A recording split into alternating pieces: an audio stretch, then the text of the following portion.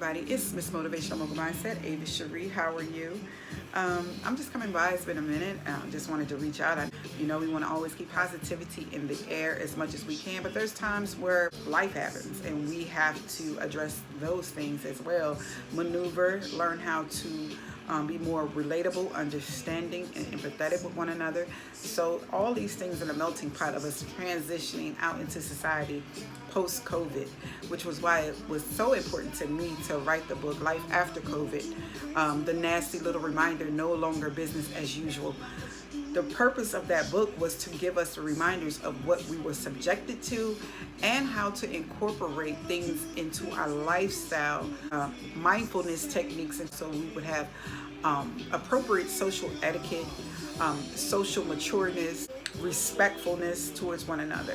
And respect has been heavy these past week and few days. Things that's been in the atmosphere with a lot of people that for some of us, it's like, what's going on? It's like an energy has been shifted, some good, some bad. We all got to step off of things and just take a look at ourselves.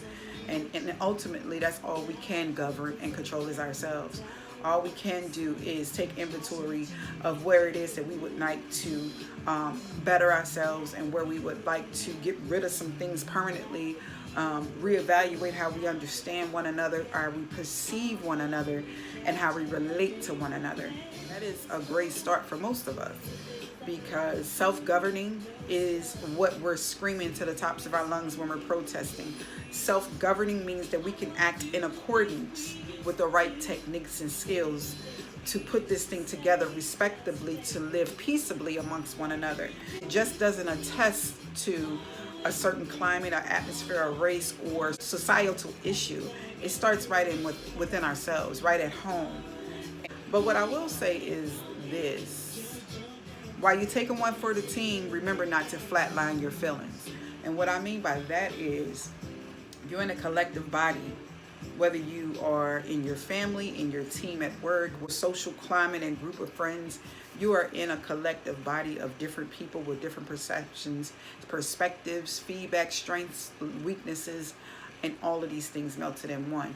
So when you love hard, when you live with character, loyalty, respect, honorably, trusting certain people in your cipher, we tend to take one for the team a little more often than it would be with a stranger or with someone who was less deserving, right? But what I want to say for myself and for you who's listening, never flatline your feelings, because over a period of time, when we flatline our feelings, it melts over to a greater misunderstanding, a greater open door. It melts over and spills over to every entity of our lives, right?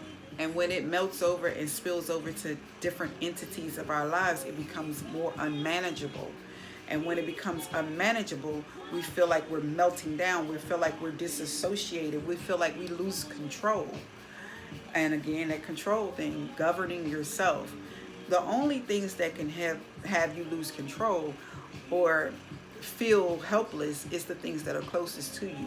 So what you want to do is not flatline your feelings, but learn how to articulate them, being more empathetic, being more understanding, learning how to renegotiate how you bring things to the table as a unit, abiding and witnessing and being able to see and process how each person or entity in your life has their own entities and priorities in their lives, but you all have a nucleus and a foundation built upon the fundamental essential things to make it last, to understand when there's crises, to not doubt one another when there's a question, but to be more empathetic and understanding, to approach it differently, not just settle and flatline your feelings and say, oh, because we're co-workers in a group workspace, or I just got to go with the flow because we are on the same team, or because we're family, we're going to always be family. So we may not always agree, but I just got to flatline my feelings until the next time. Now that's not going to work. Whether it's a relationship, whatever kind of situation you're in when you have to communicate with someone outside yourself. You have to learn these coping and communication skills You have to learn active listening. You have to be a willing participant to set things aside to build and make sure your foundation and your infrastructure is always tight. You have to put your phones down. You have to disassociate from foolishness. You have to tune out the world, the noise of the world, the distractions of the world, and really nurture your priorities. Nurture who matters most to you. Nurture what projects is going to influence and affect others in a positive light. You have to shut yourself down. I just wanted to come with a friendly reminder about how important it is to not flatline your feelings when you're taking one for the team. Because one becomes two, becomes five, becomes 10 times you're taking it for the team. But where's your outlet? Where is your victory? Do you get the same level of teamwork that you put out to be on that team? Do you reciprocate the same nurturing, the same advisement, the same understanding, the same patience, the same kindness that you put out?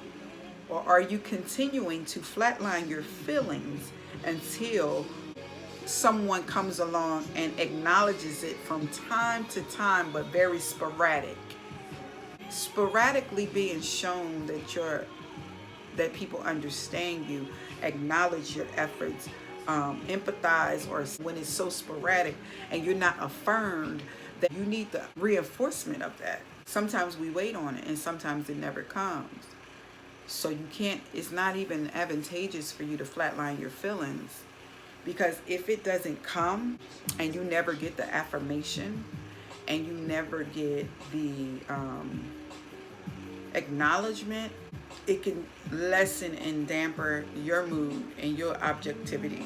So you want to always control and govern yourself and pray. You want to set your tone and peace in that place where your heart is pure and you know your truest intentions, your truest motives, when no one else knows, when everyone else forgets or questions a behavior in this. Let it be a quick resolve and rebound where they know, like, oh, that was a temporary phase, out of body phase, or that was just a blunder. How about that? It was just simply a blunder and misunderstanding. So I want you to never flatline your feelings to take one for the team, but instead get the team to rally around one another and show acts of kindness, even greater patience, even greater understanding. Then love on each other a little more. Love on each other even more than what you thought, because now a team member might be broken. A team member might be heavy laden. A team member's heart may be heavy for personal things that you don't even know. A team member may have gone through things that you can't understand. But what you can understand is love. What you can't understand is teamwork. What we can understand is greater patience and grace and kindness and mercy. What we want in return is what we're giving out. And if you're giving out things that's unlike those things, then it makes sense why you can't receive it. So I just wanted to come today because I wanted to empower those who feel like issues of this world, the cares of this world, just heavy on you. And I wanted to lighten the mood with relatability. I wanted to let you know that you're great if you're coming to the plate just to learn how to govern yourself. You're great if you want to invest the time to learn how to do things a little bit more better, speak a little more clearer, welcome people a little more, be a little more open to change. You're already on the correct track in life. And that's a great thing when you don't know which way you're trying to go, but you're going somewhere. You know, you want to have someone come along and tap you on the shoulder and say, it's okay as long as you keep moving. It's okay. Just keep thinking. It's okay. Just keep working that idea. It's okay. Just keep going. And know that you put your heart and the best parts of you in everything that you do with everyone that you do it with. And it will prevail.